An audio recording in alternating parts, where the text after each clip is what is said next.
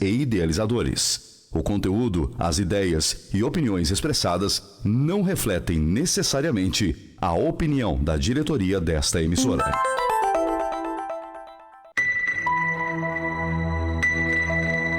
Agora, Hora Espírita.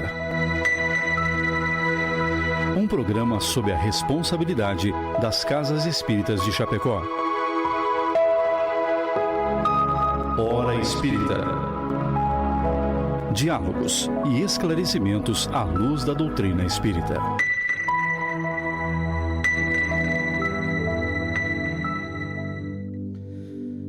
Olá, bom dia a todos que nos acompanham, nos ouvem. Estamos ao vivo já na live do Facebook e convidamos você a participar. Este é o programa Hora Espírita, que vai ao ar todos os sábados a partir das 7 aqui pela Rádio Chapecó. O programa tem por objetivo sempre trazer alguns assuntos de cunho geral, mas sempre voltado para a doutrina espírita. E o tema que vamos abordar hoje, nós vamos falar sobre apóstolos Pedro e apóstolo Paulo. E convidamos você a participar também, lá pela live do Facebook, que já estamos ao vivo, como falei, ou pelo próprio WhatsApp 2049-1212, manda sua dúvida, sua questão, e que estaremos sempre debatendo. Lembrando também que esse programa fica no Facebook do próprio programa, Hora Espírita Chapecó. Tem canal no YouTube, Hora Espírita Chapecó, no Instagram também. E agora estamos também em formato de podcast no Spotify e no Deezer. Então, se você quiser acompanhar outros programas que já passou, lá no canal do YouTube tem, no próprio Spotify também tem, é só buscar lá por Hora Espírita Chapecó.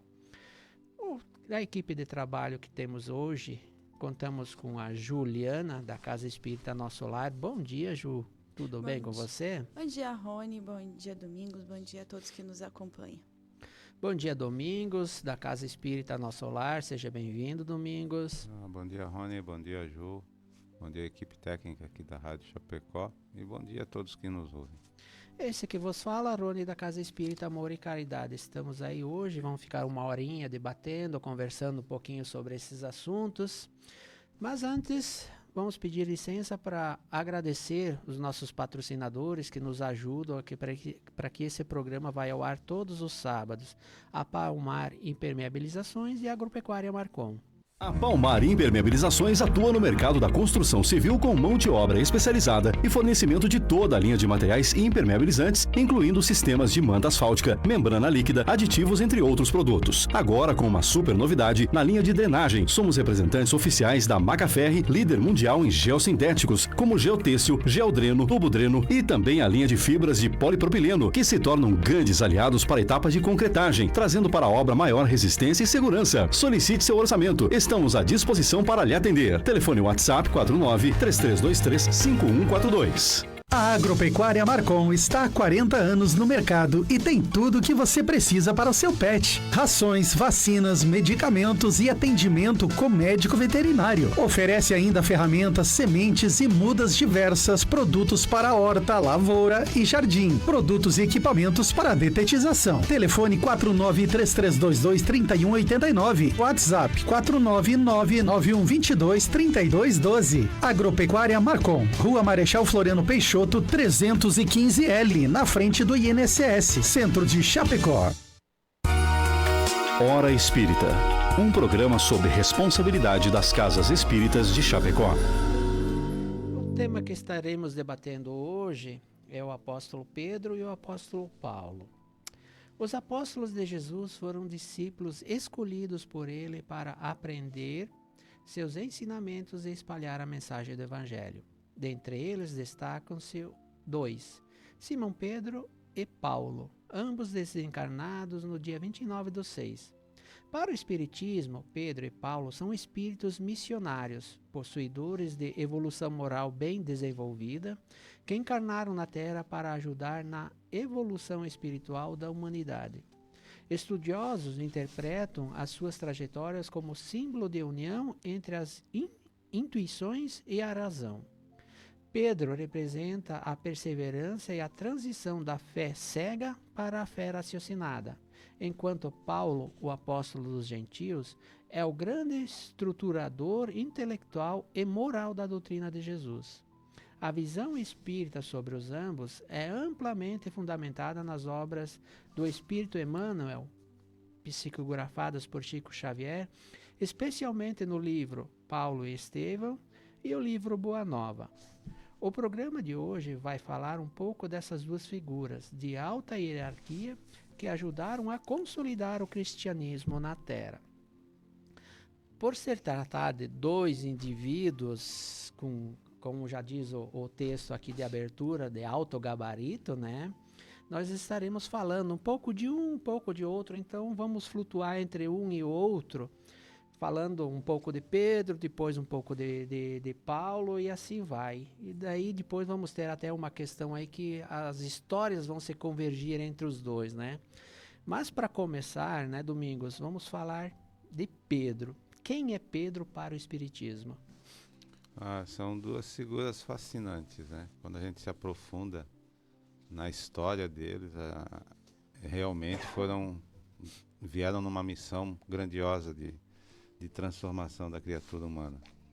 E Pedro, para o Espiritismo, ele reencarnou com a missão de consolidar o cristianismo, né? Que a gente vamos imaginar a chegada de Jesus. Jesus trouxe as sementes, né? E foi incumbido Pedro de fazer essas sementes florescerem e marcar o início do cristianismo na história da humanidade. Ele era irmão de André, também, fazendo um pequeno histórico da sua vida. Ele também era irmão de André, que também era apóstolo, e o encontro dele com Jesus se deu às margens do lago de Tiberíades, no Mar da Galileia, onde Jesus se aproximou e disse que ia transformá-lo num pescador de homens. Também o cristianismo nos ensina, a doutrina espírita nos ensina, como o convívio com Jesus é transformador. Porque as características de Pedro, como pessoa humana, como uma criatura encarnada, se prestarmos atenção, é muito parecido com as nossas de hoje, as características. Ele era impulsivo, preconceituoso, por vezes era ingênuo, explosivo. Ele tinha muita dificuldade também de perdoar, de compreender. E essa convivência com Jesus o transformou nessa criatura que nós temos todo esse respeito pela sua trajetória.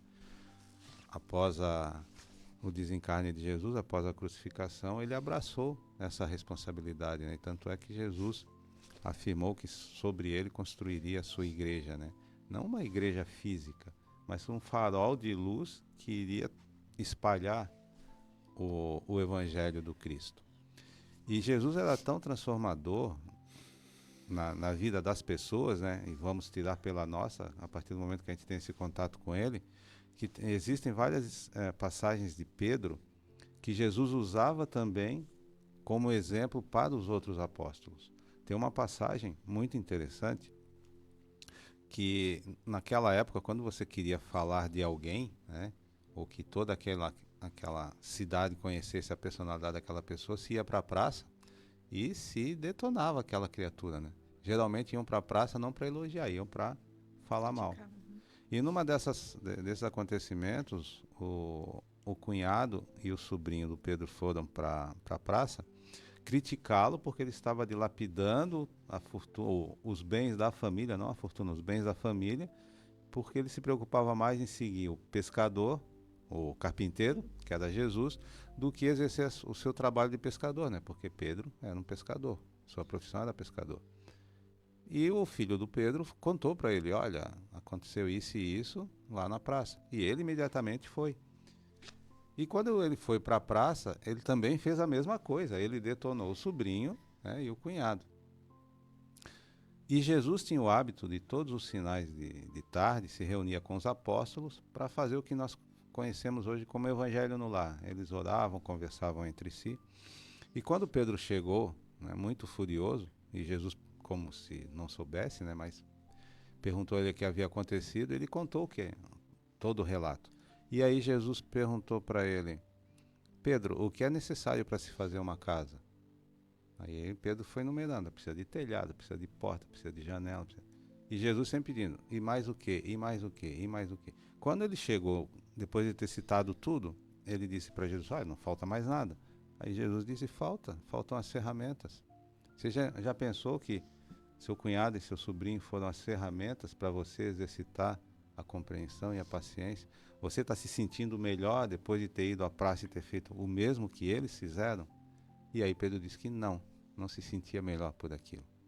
Então são nessas passagens que a doutrina espírita traz e nos ensina, né, além de ter essa missão grandiosa de sobre ele criar esse farol de luz, né, trazer essa transformação que a convivência com Cristo, no caso de Pedro, a convivência, e no nosso caso, o entendimento da mensagem de Jesus, né, do perdão, da compreensão, da indulgência, né, de como nós ainda somos falíveis, né? A gente vai ver mais para frente aquele caso, o mais famoso, né, da passagem dele com Jesus, mas de como é transformador esse entendimento. E tantas outras passagens. E Pedro, ao longo da sua trajetória, né, porque a gente não tem tantas informações de Pedro como a gente tem de Paulo, né, pela obra de Paulo e Estevão. Mas existem muitos relatos que a gente consegue ir pensando aqui e ali de como ele se transformou, né, porque realmente sobre ele se edificou, né, essa igreja de Jesus, não essa igreja física, mas esse farol que iluminou e irradiou o bem e a palavra do Cristo. E Pedro chegou em um tal nível de crescimento que muitos diziam que até a sua sombra era poderosa, que até a sua sombra praticava milagres, né? E ele curava, assim como Jesus curava, ele também curava com um simples olhar, com um toque, mas tudo isso, né, resultado desse seu crescimento.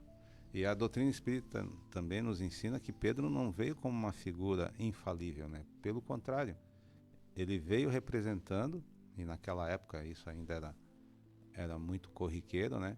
Toda aquelas características do povo daquela região, e ainda muito embasados na lei do olho por olho, dente por dente, né? Tinha essa visão. E ele foi se transformando nessa criatura fascinante e admirável, né, que nós temos como referência dentro da doutrina espírita, dentro das religiões tradicionais, desse ser, né, sábio. Tanto é que é ele que tem as chaves do paraíso, né, quando chegarmos nas visões de outras religiões, ele contém essa chave, mediante o quê? O seu desenvolvimento, o seu crescimento, a sua sabedoria, a sua bondade, né, aquele ser que equilibrou tantas correntes que após o desencarne de Jesus, tanto é que Jesus disse para ele, né, apacenta minhas ovelhas, né, acalma, orienta, porque ele tinha já essas condições. Então essa figura fascinante que nós temos o privilégio de dentro da doutrina espírita ter acesso a algumas informações, algumas passagens que vêm nos mostrar, né, que nós podemos também, assim como Pedro, nos transformarmos nessa figura mais pacienciosa, mais compreensiva, mais amorosa ao longo da nossa caminhada. Mas você lembra também, né, dentro de tudo isso, você falou da impulsividade de Pedro e tal. Só que se nós olharmos todos eles que foram escolhidos por Jesus, Jesus não via quem ele era naquele momento. Jesus via o Espírito que estava ali, né? E Pedro, na época, já estava já praticava uma liderança dentro de certas pessoas, principalmente na família, né? E Jesus via isso. Tanto que Pedro se transformou o líder dos apóstolos aí, e o que mais, quando precisava, Jesus chegava até ele e pedia, né? Pela transformação dele. Tanto que você já relatou, né? Da sequência depois que Jesus voltou para a Terra natal, né? Para a espiritualidade, ele ficou como líder dos apóstolos, né? pela grande evolução que ele teve, pela liderança que ele já exercia perante os outros, por mais que ele era impulsivo, mas ele queria pro imediato também, um pouco da impulsividade dele era queria pro imediato, queria resolver as coisas de imediato, né? E Jesus sempre, vamos ter paciência. Tudo ao seu tempo. Tudo ao seu calma. tempo, né? E então, Ju, em contrapartida temos Paulo, que na realidade Paulo não conviveu com Jesus, né, como apóstolos, né? Ele se transformou em apóstolo depois. Ele é considerado um apóstolo, mas isso foi depois que Jesus desencarnou, né? Então, quem era Paulo e como podemos como passou de perseguidor que ele era, o inquisidor da grande Roma, né, a ser um apóstolo de Jesus? O Saulo, que ele era, antes de ser Paulo, era Saulo, né? Realmente ele veio a se tornar esse apóstolo pós-mortem do Cristo, né? Ele não teve a oportunidade. Durante o período de vida física do Cristo, ele não conviveu com ele, né? Mas ele encontrou Jesus nesse período posterior. Então, quem era Saulo, né? Para a gente entender exatamente, ele tanto mudou de nome para justificar, para comprovar o quanto ele mudou de personalidade depois que ele encontrou Cristo. Então, Saulo, ele era filho de uma família ilustre e tradicional da cidade de Tarso, da região de Tarso. E ele tinha dupla cidadania, então ele era romano, mas ele também era judeu, ele transitava. E ele era tido como um doutor da lei. Ele era muito estudioso, ele tinha muito conhecimento, ele era um exímio comunicador, mas ele era muito, vamos dizer assim, extremista. Ele não se permitia conhecer, ele não se permitia ouvir sobre Jesus, né? Diante da questão, como ele era um defensor ardoroso de Moisés, ele nem queria ouvir sobre aquelas passagens, aquelas palavras, aquelas parábolas, aqueles exemplos, que para ele era absurdo, porque a ideia deles é que um escolhido, ele não seria tão humilde, né? Ele viria adornado de riquezas e esplendores. Então, ele foi extremamente perseguidor. Ele realmente, ele fazia esse processo de encontrar na época não era cristão, eram conhecidos como os homens do caminho. Depois, só em Antioquia que vai se utilizar o nome cristão. Até então, eram os homens do caminho. E ele fazia isso, ele catalogava, tinha aquele grupo, ele perseguia. Naquela época existia a pena, né, de apedrejamento público, algo extremamente bárbaro. E Saulo tinha essa função. Ele encontrava, vamos dizer, ele encontrava os seguidores do Cristo e os punia, porque para eles aquilo era um absurdo. E a história de Saulo muda quando, né? Aí eu vou me valer um pouco de Emmanuel, na obra Paulo Estevão, quando ele relata um pouco da vida de Paulo de Tarso, que Saulo, então, em dos seus momentos de perseguição, um determinado indivíduo chamado Estevão, né, que na verdade tinha outro nome, mas eles adotam essa nomenclatura. Não vou dar spoiler do livro, né? Fica aqui a dica para a leitura. E ele acaba levando a praça pública para a pena de lapidação. E o que acontece? Ele era noivo ele era irmão da sua noiva. Então, claro que diante de tudo isso, eles se separam. Em 8 meses, Abigail acaba falecendo por diversas razões. Só que ela se converte ao cristianismo. Então, isso reacende a revolta de Saulo, que naquela época ele não entende, né? Que ele não conseguia compreender como ela poderia acreditar naquilo. E aí ele começa a culpar, ele busca culpados fora. Então, o que ele faz? Ele reúne autorizações para ir atrás desse grupo que converteu a noiva que falece. E esse senhor se chama Ananias. E ele vai em Damasco. E é ali que tudo acontece. Quando ele está às portas, né? Imaginamos que as cidades tinham portais, né? Entradas, assim. Ele está às portas de Damasco. E aí ele enxerga uma luz tão forte, ele cai do cavalo e ele vê. Ele vê uma imagem e escuta a famosa pergunta: Saulo, por que tu me persegues? E aí ele pergunta: mas quem és? Sou o Cristo. E naquele momento ele tem esse impacto da energia de Jesus. E contam-se várias passagens que quem apenas encontrava com Jesus conseguia sentir realmente o que era a força dessa criatura suprema. Então ele se torna, não vamos dizer imediatamente, porque ele cega. Então ele precisa de cuidado. E quem vai cuidar dele? Mais uma lição, né, que a gente precisa aprender. O próprio Ananias, a quem ele estava perseguindo, é que vem acolhê-lo e cuida dele, e em 3 dias ele volta a enxergar, e ele diz, agora eu estou transformado. E aí então ele passa desse perseguidor, que não queria ouvir nada, para o apóstolo, que vai levar a mensagem do Cristo para além das fronteiras. E aí ele adota o outro nome, né? Porque antes era Saulo. O que significava Saulo? Aquele a quem se pede, solicita algo orgulhoso.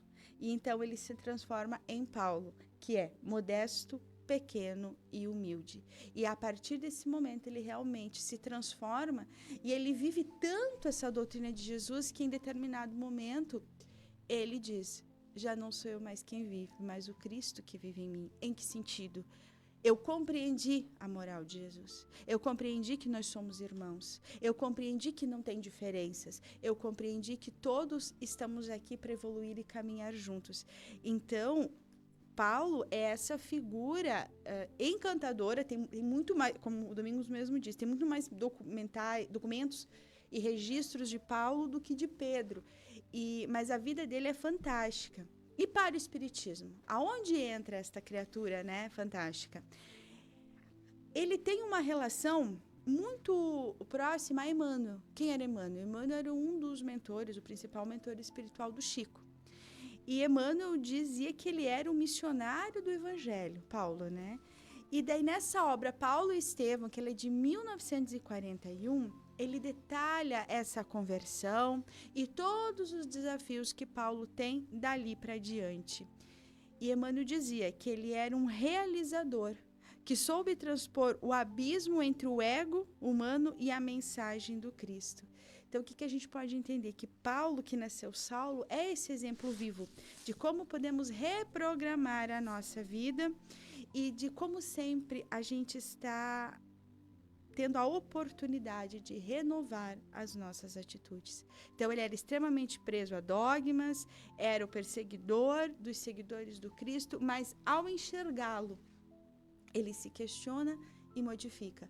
Claro, talvez nós não tenhamos, né, essa bênção de frente a frente ver o Cristo, mas ele se mostra para nós todos os dias. E parece que Paulo diz, olha, vamos enxergar o Cristo para nos transformar. Então, e ainda no Espiritismo, o Paulo transmitiu muitas mensagens que estão nas obras básicas, tanto no Evangelho segundo o Espiritismo, quanto no Livro dos Espíritos. E todas versam sobre perdão, caridade, amor e, principalmente, o conhecimento, que é a busca da verdade que nos liberta. Por isso que ele é considerado o apóstolo dos gentios, né? Porque, além dele ser tudo o que você já relatou, ele era uma pessoa bem instruída para a época em si, né? Então, além da instrução que ele tinha o dever perante Roma, né? Que era a perseguição, mas ele era uma pessoa super instruída e muito inteligente. Então, ele usou essa inteligência para o trabalho do bem depois, quando ele teve a conversão, né? Onde que ele viu e fez toda a transformação que dentro do Espiritismo a gente fala sempre da reforma íntima, né?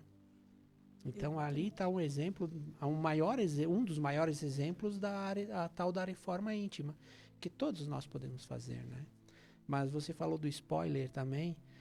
Por mais que você tenha falado muita coisa sobre o livro, mas ele é muito mais rico e imenso de história ali mesmo. Então fica o convite disso tudo, né? Só a introdução da obra já é uma aula. uma aula, né? E como a Ju falou, e só fazendo um pequeno comparativo, né, entre Pedro e Paulo. A gente estava falando do Pedro, que era impulsivo, né? Então ele queria tudo meio de imediato. O Paulo, quando Saulo, né, tem a visão recobrada, e resolve se transformar também num discípulo, né, descobre Jesus, e o seu ímpeto também era voltar, né, para Jerusalém e sair disseminando, espalhando que ele havia encontrado Cristo, né? E aí é que ele teve esse impacto, né, da mudança e das correntes, né, que se movimentavam em torno dele, dos interesses.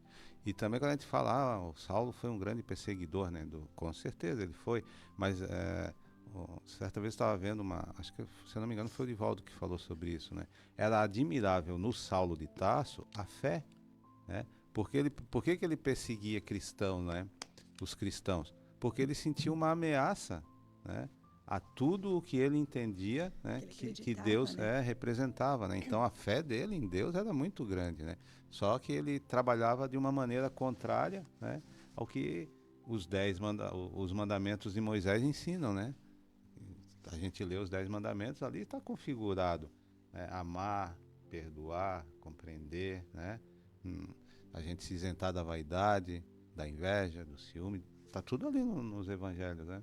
Nos mandamentos, desculpem. E Saulo era um ferrenho defensor disso, só que da maneira contrária, que depois ele veio descobrir, né? Quando ele conheceu realmente e entendeu realmente os ensinamentos de Jesus, ele se transformou nessa criatura, assim como Pedro, tão fascinante, né? Os dois e tantos outros que o seguiram, mas eles com toda essa força que deixaram essa marca na história do cristianismo e dos ensinamentos de Jesus. Pois é. São duas histórias riquíssimas, né? Então, estudando separado, nós vamos ver uma imensidão de riqueza, né, nesses detalhes sobre as histórias. Mas tem um momento que elas se convergem entre elas, né, Domingos? Então, essas duas missões, como elas se encontram? Eles tiveram alguns encontros marcantes, né? O primeiro a gente já pode tá lá na obra, Paulo e Estevão, que é quando Saulo volta já, né, depois de ter passado pela experiência de Damasco, quem lhe dá o abrigo é a Casa do Caminho. A Casa do Caminho foi uma instituição, né, porque foi uma casa que foi doada por simpatizantes de Jesus, e Pedro e os discípulos do Cristo a transformaram num local de acolhimento, porque naquela época as mulheres, elas dependiam exclusivamente do trabalho dos maridos. Os maridos, quando morriam, elas ficavam viúvas e se transformavam em pedintes. Então, junto com elas, existiam seus filhos, e a Casa do Caminho abrigava os doentes, viúvas, órfãos, toda uma camada social desassistida encontrava ali amparo, né? Não só o amparo, mas também uma escola que formava trabalhadores, que dava educação, enfim, né? Como muitas das instituições de apoio que a gente vê hoje. E Saulo, foi ali que ele foi se abrigar, né, quando ele voltou de Damasco. E quem o apoiava?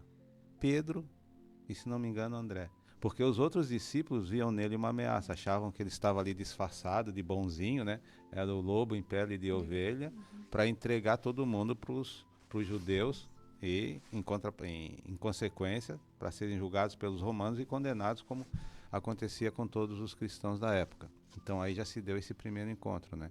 E os relatos que a gente tem é que ele ficou ali por 15 dias, né, ouvindo Pedro falar de Jesus, porque como a Ju bem frisou, Paulo não conheceu Jesus, né, na sua trajetória de disseminação do Evangelho. Ele veio ter o encontro com Jesus depois do desencarne do Cristo. Então era através de Paulo que ele ia, né, tendo a noção das experiências, dos acontecimentos, né, e aí ele foi criando essas certezas do Cristo. Também teve no Concílio de Jerusalém, onde ambos participaram, né, de uma reunião que decidiu que os gentios, né, que eram os não-judeus, poderiam se converter ao cristianismo, sem a necessidade de seguir as leis judaicas. E aí tem o que ficou conhecido como o conflito de Antioquia, né, que está lá em Gálatas 2, de 11 a 14, onde Pedro ele comia com os gentios, e chegaram um grupo de cristãos também, mas que eram judeus. E aí Pedro, demonstrando uma resistência, né, se levantou e deixou aqueles que haviam chegado de lado, só porque não eram gentios, né? Eles tinham a sua fé embasada no judaísmo. E aí Paulo, que estava junto, chamou a atenção de Pedro, né? Chamou aquela reação de uma reação que não condizia com o que o Cristo havia ensinado, que não existe diferença entre as criaturas, gentios ou não, né? São todos filhos de Deus, todos merecem o respeito. Por quê? Porque são todos irmãos. Então, como é que eu vou pregar, né, sobre solidariedade, sobre fraternidade, sobre igualdade, que é a base dos ensinamentos do Cristo, se o Rony, que pensa, tem a preferência por um time diferente do que eu gosto, chega na mesa, eu me levanto e vou embora. A grosso modo seria nessa linha. Então Paulo o repreendeu publicamente, né? E isso demonstra, né, esse direito que nós temos, né, de observar no outro uma conduta que não seja alinhada com Cristo e chamá-lo, né? E olha, o que você fez está errado, porque não foi isso que o mestre nos ensinou. E Pedro recebeu isso sem qualquer tipo de melindre ou ameaça, né? Pelo contrário, pelos relatos que a gente tem aqui, ele concordou. Realmente eu pisei na bola, porque Jesus em momento algum fez qualquer tipo de diferenciação, né? Pelo contrário, a quem tinha qualquer tipo de resistência era para aquele que ele se dedicava mais. Então ele reconheceu esse seu erro, né? A gente pode classificar assim. E depois eles se encontraram em Roma, né? Porque os dois foram executados em Roma sobre o governo de Nero, ou sobre o Império, quando Nero era o imperador romano, e aí sim, né? A perseguição desse foi violenta, foi perversa, foi de uma maldade extrema. E aí os dois se encontram, mas aí já é no capítulo final dessa vida terrena, né? Tanto que os dois, na realidade, foram presos e acabaram sendo torturados, né? Mas, Ju, voltando a falar de Paulo, o que se destaca no apostolado de Paulo? De que depois que se transforma em Paulo, né? Aí ele trabalhou um tanto quanto de perseguidor e era implacável. A mesma intensidade ele usou depois no seu apostolado, né? Exatamente. E o que a gente difere, né? Sempre fazendo esse comparativo.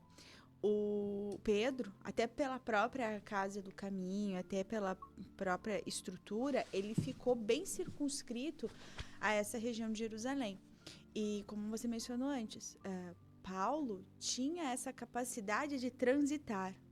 Então, assim, eu acho que o principal do seu apostolado, ou seja, do seu trabalho para difundir as ideias do Cristo, foi a universalidade do Evangelho, que foi até o que gerou esse conflito em Antioquia. Por quê? Porque ele disse, não, o Cristo não ficou circunscrito aos judeus, né? Então, por quê? Todos precisam compreender, todos podem conhecer, e isso gerou um impacto geográfico e teológico que a gente pode dizer que moldou o cristianismo primitivo. Tanto que Emmanuel sempre dizia que Paulo foi o responsável pela permanência dos ensinos do mestre na sua pureza, naquele cristianismo nascente, né? Então, enquanto os outros apóstolos focaram nessa região que eles já estavam, o Paulo saiu. Ele se tornou, assim, vamos dizer, um peregrino, né? Ele, as suas poucas coisas, ele saía. Onde dava para dormir, ele dormia. Então, ele foi levando essa mensagem no coração do Império Romano, né? Então, por isso que ele é o apóstolo dos gentios, como tu mencionaste. Por quê? Porque ele quebrou essa barreira religiosa entre judeus e os pagãos, né? Aqueles que não acreditavam na doutrina, eram considerados pagãos, eram os gentios. Então, ele defendeu que, vamos dizer assim, a salvação em Cristo era para todos. O que é a salvação em Cristo? Como nós entendemos isso hoje? É quando nós observamos as leis morais para semear mais coisas boas do que coisas ruins, porque a colheita será obrigatória, né? Então, ele conseguiu fazer, junto, claro, que com Pedro, com os outros, nesse diálogo, que os novos convertidos não precisavam entrar nos rituais e nas leis judaicas, porque ainda tinha um pouco de mistura em algo nascente. E o porquê que isso é interessante? Porque ele começa, como eu disse, a andar. Ele fundava núcleos, vamos dizer assim, templos, porque não eram igrejas propriamente ditas, né? Eram núcleos, eram grupos de pessoas. O que ele fazia? Ele viajava de forma estratégica, por quê? Porque ele era romano, ele era judeu. Então, ele podia entrar no Império Romano, ele era cidadão romano. Então, ele estava imune às perseguições. Então, ele andava, encontrava pessoas e formava esses núcleos de estudo. Mas olha que interessante a capacidade de Paulo. Ele não se colocava como eu sou o fundador e vocês têm que se curvar a mim. Ele fazia comunidades autossuficientes. Eu estou ensinando, vocês aprenderam, agora vocês continuem. Dentre vocês, escolham alguém que será, vamos dizer assim, o líder local. Então, ele foi disseminando isso por Antioquia, Éfeso, Corinto, Filipos, Atenas, nomes das suas epístolas, né? Que a gente depois entende por quê. Por que epístola? Porque como ele fundava esse núcleo autossuficiente, deixava um líder, mas eles precisavam de orientações, eles precisavam de algo, tinham algumas dúvidas. Então ele fez o quê? As cartas de Paulo, as epístolas, que vão compor parte do Novo Testamento, que era qual o objetivo principal? Orientar a distância, corrigir desvios doutrinários, responder dúvidas desses núcleos, desses templos que ele fundava, e são escritos que fundamentam conceitos centrais do cristianismo, né? E ele se valeu exatamente dessa capacidade que ele tinha de oratória e de escrita, porque como ele tinha um conhecimento intelectual, ele conseguia, vamos dizer assim, traduzir em textos aquilo que talvez outras pessoas só sentiam. Então, esse apostolado de Paulo, ele foi significativo para que o cristianismo tomasse, que não era cristianismo ainda na época, né? Que essas ideias de Jesus, que fala de amor, de perdão, de igualdade, fossem se disseminando, lembrando que era uma sociedade extremamente violenta, né? Era um império que estava comandando aquela região. Então, tinha muita violência, tinha muita não aceitação. E o que é interessante também, o ministério dele, vamos assim dizer, ele não se fazia por prestígio, ele não buscava destaque, pelo contrário. Ele, sempre que possível, ele deixava que as suas fraquezas aparecessem. Ele falava das suas perseguições, porque ele dizia, olha, a prova do chamado é essa. Aqueles que buscam seguir os ensinos vão ser perseguidos. E quanto mais a gente conseguir resistir, a gente vai ganhando autoridade moral. Essa era a autoridade de Paulo. Porque a autoridade moral, a liderança, e isso serve para tudo, né? Ela não se dá pela força, pela imposição. Às vezes você pode ser respeitado pelo medo em determinada situação. Mas aquela autoridade que, como disse o Domingos, né? Conviver com Jesus já te transformava. Estar com ele provocava mudanças, é porque ele tinha essa autoridade moral. Pelo exemplo, né? Eu falo o que eu faço. Eu não falo uma coisa e por trás eu faço outra. Ou eu não aplico a lei de bondade só para os meus. Tem um ditado, né? Aos amigos tudo, aos inimigos a lei. Então, eu não posso fazer assim. Então, é isso que Paulo diz. Olha, nós temos que ser caridosos. E ele saiu, ele passou, voltando a lembrar Paulo e Estevão, tem todas as viagens ali. Leiam. É um livro que ele está disponível online e tem todas as casas espíritas têm para empréstimo, porque é uma obra, é um romance histórico de Emmanuel. Peguem, leiam e vocês vão descobrir um mundo que talvez a gente nem suspeita que existe. E vai ver a dedicação desse espírito em disseminar essas ideias de amor. Não é à toa que Jesus o escolheu. Mesmo, como você disse, vendo não a pessoa ali perseguidora, mas no potencial que ele tem. Que é o Cristo que vem em nós.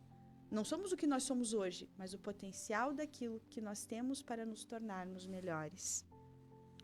Pois é, você fala do livro, nós aprendemos, que nem você diz, aprendemos muito e nos traz grandes lições que nós podemos levar. A grande transformação de Saulo para Paulo são exemplos de respeito, principalmente, que ele tem depois que ele se transformou. Então, como você falou, ele tem um respeito. O respeito ele se conquista, não é imposto. Quando é imposto, ele é medo, né? E Saulo, dentro do caminhar dele, ele conquistava o respeito pelo exemplo. O mesmo exemplo que Jesus colocou a todos, até o Domingos estava falando de Pedro ali, da coisa, a divisão que tinha das classes, das regiões, né, judeus, samaritanos, né, que não... E Jesus tramitava dentro de tudo isso. E foi isso que Paulo tentou fazer dentro do seu caminhar, né? Mas voltando a falar sobre Pedro, Domingos, teve uma passagem muito interessante que nós podíamos falar sobre isso, é quando Jesus pergunta para Pedro 3 vezes, você me ama? Foi uma oportunidade de redenção, né? Porque se nós nos lembrarmos, Jesus havia falado, né, quando o exército romano foi prendê-lo, antes ele havia falado para Pedro, né, que Pedro negaria por 3 vezes antes que o galo cantasse. E Pedro, não, isso nunca vai acontecer. E a gente sabe a história, né, como foi. Então Jesus é tão magnânimo que deu a Pedro, né, a oportunidade de se libertar. Porque quando a gente, olhando a história, né, ali entre eles, como Pedro se sentia mal. Imagina o que isso fazia na sua consciência, né? Ter negado Jesus, sendo que ele disse ao mestre que nunca faria isso, e era dos 12 apóstolos o que Jesus tinha mais um contato mais direto, mais íntimo, né? Então essa oportunidade, por que Jesus pergunta 3 vezes, né? Porque assim como Pedro negou 3, Jesus lhe deu a oportunidade também, né, de apagar o que havia acontecido e reafirmar o amor que ele sentia pelo Cristo, o entendimento que ele tinha de Jesus. Então, acima de tudo, foi essa reabilitação moral, né? 3 vezes ele disse que não conhecia, 3 vezes ele confirmou que amava. Então, isso demonstra o quê, né? Essa grandeza de Jesus, né? Porque, assim como tu falou e a Ju reforçou agora, Jesus via nele esse potencial, né? E se prestarmos atenção, todos os apóstolos que tinham, a gente vai ver, tinha um ex-coletor de impostos, né, que era odiado por Pedro, né? E um que mais escreveu sobre a vida de Jesus, né? Exatamente, né? Então, para a gente ver como Jesus enxergava muito, mas muito além da nossa capacidade de compreensão e daquela época também daquelas criaturas. Também como uma oportunidade de recomeço, né? Eu falhei, fui perdoado, começa a minha caminhada novamente. Estou livre desse tormento, porque é um tormento, né? E especialmente nesse caso. E também é uma prova de amor de Jesus, né? Quantas pessoas não se milindram, né? Às vezes a gente passa por uma pessoa na rua, tem um contato muito, muito leve com ela. Daqui a um mês tu encontra com ela, diz, poxa vida, tu me encontrou e nem me cumprimentou, né? Pô, Pedro negou, convivendo com Jesus intensamente por 3 anos, né? Então, por aí a gente tira, né? Faz uma pequena analogia dessa diferença. E Pedro seguiu sua caminhada, então, essa prova de amor de Jesus por ele. Não, e por que isso, né? Porque Jesus entendeu a fragilidade humana. Antes da gente criticar, que a gente se preocupe em nos colocarmos no lugar dele naquele momento, né?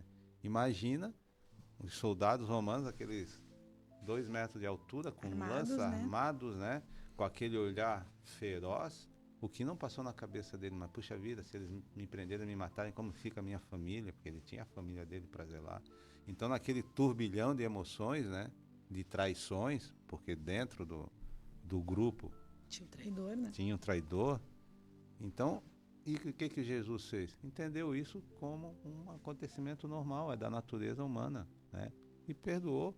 Assim como a Ju falou bem, né? Ele nos perdoa todos os dias.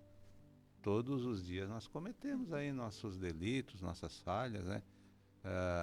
Pedro foi no momento, no calor do momento, e nós, quando às vezes a gente sabe, vai lá e faz, né? Então foi essa reabilitação moral, né? Essa libertação, porque eu acho que a gente deve se permitir, né? Se colocar no lugar de Pedro nesse momento, né? Puxa vida, o que eu faria? Porque de fora agora, 2000 anos depois, é muito fácil a gente... como é que ele foi fazer isso? E eu, o que eu faria? Né? Então, e assim como o Pedro... Olha, se duvidar, hoje nós fazemos ainda a mesma coisa, Exatamente, né?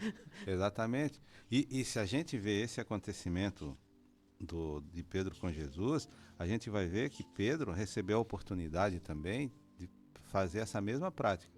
Porque quando Pedro estava sendo levado para a crucificação, né, havia um soldado romano que o acompanhava, chamado Sertório Aniceto, que o xingou desde o momento que ele saiu da prisão até o momento em que ele foi crucificado e pediu para ser crucificado de cabeça para baixo, né, porque ele entendia que ele não merecia passar pelo mesmo martírio na posição de Jesus, porque ele era muito inferior, e foi crucificado de cabeça para baixo e tinha muita resistência em morrer. E esse Sertório Aniceto pegou uma pedra e jogou na cabeça de Pedro, já para adiantar o seu desencarne. Pedro morreu. Quando Pedro acorda no plano espiritual, depois de algum tempo, ele abre os olhos e encontra Jesus, né? Então foi um encontro muito bonito. E aí Jesus disse para ele, olha, fica descansando aí um pouco, porque eu vou ter que descer para a terra. Descer para a terra porque eu preciso auxiliar alguns irmãos em desespero. E aí Pedro se oferece para ir junto. E vai. Esse auxílio era nas catacumbas romanas, né, onde os cristãos tinham que se esconder para rezar. E aí Pedro ouve o chamado de um homem desesperado pedindo a intercessão de Jesus para o seu filho. Que o filho dele estava morrendo de uma doença. E quando Pedro olha, era Sertório Aniceto. Pedro chega ao lado de Sertório Aniceto, dá um passe no filho de Sertório e cura a criança. Então, olha o aprendizado, né, que ele teve, olha a libertação. Jesus, em momento algum, se melindrou por Pedro tê-lo negado. E Pedro aprendeu a lição que tanto nesse momento ele não se melindrou em ajudar aquele que o havia agredido, ofendido, humilhado, xingado, enfim, né? Teve todo aquele comportamento. Então, o tu me amas, né? Pedro, tu me amas, né? Não serve, eu acho que serviu para Pedro naquele momento e serve para todos nós hoje em dia, né? Porque quando a gente se depara com esse questionamento, tu me amas? O que Jesus está nos perguntando, né? O que tu está fazendo na tua vida, né? Como tu está conduzindo a tua caminhada? Está perdoando? Tu está compreendendo? Tu está sendo humilde? Tu me amas? Então pratica, né? Ficou lá e libertou Pedro, né? E é o convite de todos os dias para que a gente, quando a gente abre os olhos, né? A gente, Jesus, eu te amo. Então, segue nessa trilha. Vai nesse caminho. Pois é. Agradecendo a todos que nos acompanham na live do Facebook, ou a própria Radinho, né, ligado. Muito obrigado pela sua atenção. Só o pessoal da live aqui, ó, a Sônia nos fala, ó, o livro Paulo Estevam é uma lição de vida para a nossa vida, uma ótima recomendação. Muito obrigado a todos. Pedimos licença agora para agradecer nossos patrocinadores que nos ajudam, que esse programa vai ao ar toda semana, né? A Palmar Impermeabilizações e a Agropecuária Marcon. A Palmar Impermeabilizações atua no mercado da construção civil com mão de obra especializada e fornecimento de toda a linha de materiais impermeabilizantes, incluindo sistemas de manta asfáltica, membrana líquida, aditivos, entre outros produtos. Agora com uma super novidade na linha de drenagem. Somos representantes oficiais da Macaferri, líder mundial em geossintéticos, como geotêxtil, geodreno, tubodreno e também a linha de fibras de polipropileno, que se tornam grandes aliados para a etapa de concretagem, trazendo para a obra maior resistência e segurança. Solicite seu orçamento. Estamos à disposição para lhe atender. Telefone WhatsApp 49 3323 5142. A Agropecuária Marcon está há 40 anos no mercado e tem tudo o que você precisa para o seu pet. Rações, vacinas, medicamentos e atendimento com médico veterinário. Oferece ainda ferramentas, sementes e mudas diversas, produtos para horta, lavoura e jardim. Produtos e equipamentos para detetização. Telefone 4933223189. WhatsApp 49991223212. Agropecuária Marcon. Rua Marechal Floriano Peixoto, 315L, na frente do INSS, Centro de Chapecó. Hora Espírita, um programa sobre responsabilidade das casas espíritas de Chapecó. Você está ouvindo a Rádio Chapecó e esse é o programa Hora Espírita. Lembrando a todos que se você chegou a recém e gostaria de ouvir esse programa desde o início, ele está salvo lá no Facebook, na página Hora Espírita Chapecó. Temos também o canal no YouTube, Hora Espírita Chapecó, que você pode lá buscar esse programa e os outros passados aí. Tem um monte de programas bem bom lá, muito interessantes, muitos assuntos interessantes, onde a gente debate sempre na luz da doutrina espírita. E estamos em forma de podcast também no Spotify e no Deezer. Então, você está no seu carro aí no dia a dia, busca o Spotify aí ou o Deezer e coloca lá para ouvir os nossos podcasts. São sempre assuntos interessantes voltados à doutrina espírita. Ju, vamos falar das lições que esses dois apóstolos nos deixaram. Quais as maiores lições que nós podemos citar aqui e debater um pouquinho, que já estamos nos encaminhando para o final do programa? As lições são muitas, né? Mas vamos tentar sintetizar. Eles deixaram, ambos, né, lições práticas para nós, principalmente de resiliência, liderança e transformação moral. Eles eram personalidades opostas, a gente já viu aqui. Eles tinham caminhos muito diferentes, assim, em termos de temperamento. Mas ambos buscaram, né, convergir para esse ensinamento universal. Então, assim, vamos pontuar as maiores lições que a gente pode tirar da trajetória de Pedro. Que o fracasso não é o fim. Acho que essa é a maior, porque o episódio mais marcante, talvez o mais atormentador da vida dele, foi exatamente ele ter, como o Domingos acabou de falar, negado o Cristo, né? E ele foi perdoado e se tornou aquele que conduziu, né, como Cristo, a resposta do Cristo, né, apacenta as minhas ovelhas. Ele conduziu esse rebanho de Jesus. E por que isso é interessante para nós? Porque a gente aprende que a maturidade, ela precisa de tempo. Às vezes a gente quer que as pessoas mudem, ou a gente quer mudar de uma hora para outra, mas não, a gente precisa de um tempo. Então ele passou desse homem que agia por impulso, várias vezes, inclusive no próprio Getsemane, ele cortou a orelha de um soldado, tamanha a impulsividade dele, para ser um líder paciente, que aprendeu a ouvir e aceitar críticas, como é o caso que o Domingos falou em Antioquia, que eles se desentenderam. Então, para nós, vamos trazer para nós, o que isso nos diz? Que o arrependimento sincero nos leva a reprogramar a rota das nossas existências. Então, frase do Chico, né? Eu não posso voltar e fazer o começo, mas eu posso fazer um novo fim. Se eu vim errando até agora, ou se eu cometi um deslize com alguém, né? Às vezes fui impulsivo, às vezes fui injusto, às vezes eu fui agressivo. Não, mas eu não posso, parece que é humilhante a gente dizer que errou. Não, assumir um erro, pelo contrário, é uma demonstração de força, porque isso te impulsiona a reprogramar a existência. Outra lição de Pedro, superar os preconceitos, porque ele era criado sob as rígidas leis da época. Então, ele teve a humildade de estudar, mudar a sua mentalidade para entender que a fé era para acolher, não era para distinguir. Ele se permitiu conhecer antes de negar e combater. Quantas vezes nós já dizemos, não, está errado, não gosto do fulano porque ele é de determinado segmento. Mas você nem se permitiu olhar para essa criatura para saber quem ele é, né? Outra questão é você não endurecer o coração. Apesar dos pesares, você sempre permitir que ele esteja apto a acolher. Com o exemplo, por exemplo, do Pedro com a Casa do Caminho. E as lições de Paulo? a gente pode resumir assim: ninguém está longe demais para mudar, né?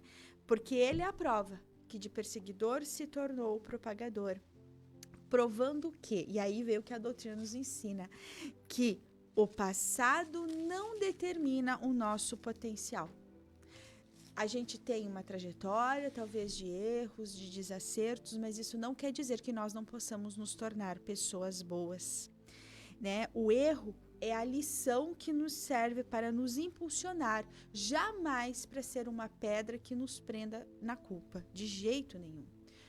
Outra lição fantástica de Paulo: usar os próprios talentos. Todos nós temos capacidades diferentes, mas o exemplo dele, ele utilizou a dupla cidadania, como nós falamos, e a formação intelectual para disseminar.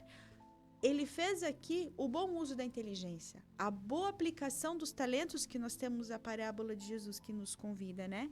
Então, o Paulo, ele é o grande exemplo de autoconhecimento e autorresgate. O que é o autoconhecimento? É a gente buscar a reforma íntima que a doutrina nos convida todos os dias. E esse autorresgate é o que nos lembra que quem nós podemos mudar? Somente a nós mesmos. Está nas nossas mãos. Se eu quero ser diferente, se eu não quero ter sensações ruins, eu tenho que buscar em mim o que é que está fazendo com que eu tenha essas sensações e buscar a mudança. E uma lição de ambos, né, que a gente pode dizer da unidade. A maior lição coletiva deles foi a capacidade de cooperar diante das diferenças. Então, divergiram em alguns momentos? Sim. Eram diferentes? Sim. Mas eles não permitiram que os conflitos pessoais deles dividissem o movimento. Eles demonstraram que o propósito comum deve ser sempre o de superar o ego para que o bem prevaleça. É reconhecer que o outro tem um talento que talvez me falte, e o outro reconhecer em mim que eu tenho um talento que falta nele, e aproveitar essas capacidades individuais para fortalecer esse objetivo comum. Eles se uniram, deixaram de lado o ego, o personalismo, a vaidade, e pegaram a humildade para progredir, para que aquela obra de amor não sofresse. Isso são exemplos para nós enquanto sociedade, que às vezes a gente quebra relações, a gente dissemina grupos, a gente rompe trabalhos. Por quê? Porque eu não concordo com o que o outro fala. Eu acho que o outro é muito assim, o outro é muito assado, não quero. Em vez da gente olhar para o todo, aproveitar as potencialidades para o bem de cada um, para aplicar ao bem.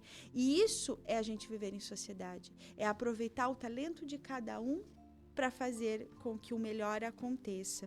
E só para encerrar, tem um trecho de Emmanuel que é uma mensagem que veio lá na Fazenda Modelo, onde o Chico trabalhava e era permitido utilizar para as psicografias. Ela é de julho de 41. E Emmanuel fala o seguinte a respeito de Paulo, especificamente. Muitos dizem que Paulo recebeu apelo direto, mas, na verdade, todos nós recebemos uma convocação pessoal ao serviço do Cristo. As formas podem variar, mas a essência, o apelo é sempre a mesma. O convite ao ministério chega, às vezes de maneira sutil, inesperadamente. A maioria, porém, resiste ao chamado generoso do Senhor. Então, acho que a grande lição desse trechinho do Emmanuel é: será que o Cristo não está me convidando todos os dias a cooperar, a entender o parente difícil, a compreender o colega de trabalho que às vezes pensa diferente de mim, a dentro das nossas instituições, sejam casas espíritas, sejam igrejas, sejam grupos de trabalho onde reúne pessoas, será que eu não tenho que ter um pouco mais de tolerância em vez de sair combatendo? Então, Jesus nos convida todos os dias a colocar as suas leis em movimento, né? Então, o Evangelho diz, o Evangelho segundo o Espiritismo, que nós somos os novos apóstolos. Então, essa mudança não vai surgir instantaneamente, mas é uma construção diária. Nós temos que todos os dias fazer a pergunta que Paulo fez: Senhor, o que queres que eu faça? E aí essa é a medida para a gente conduzir a nossa vida no dia a dia. Eu acho que essas são as principais lições de vida que eles podem nos trazer. Né? Resumidamente, claro que são muitas outras. E tem uma frase de Paulo, acho que resume os dois, né? Combati o bom combate, terminei a carreira, guardei a fé. Isso é interessante, né? Mas, infelizmente, acaba o tempo, mas o assunto é tão imenso que a gente podia ficar aqui mais umas 2 horas, né? Ju, muito obrigado pela participação. Obrigada pela oportunidade, obrigada pela atenção de todos, do apoio da rádio também. E que tenhamos um final de semana de muita paz. Domingos, muito obrigado. Obrigado, Rony, obrigado, Ju, obrigado à Rádio Chapecó, a equipe técnica, né? E que o nosso final de semana seja de muita paz. Agradecemos também a equipe técnica aqui da rádio que sempre nos dá apoio, mas principalmente agradecemos você que nos acompanha todos os sábados no Hora Espírita. Muito obrigado a todos, Deus nos abençoe e um ótimo final de semana a todos.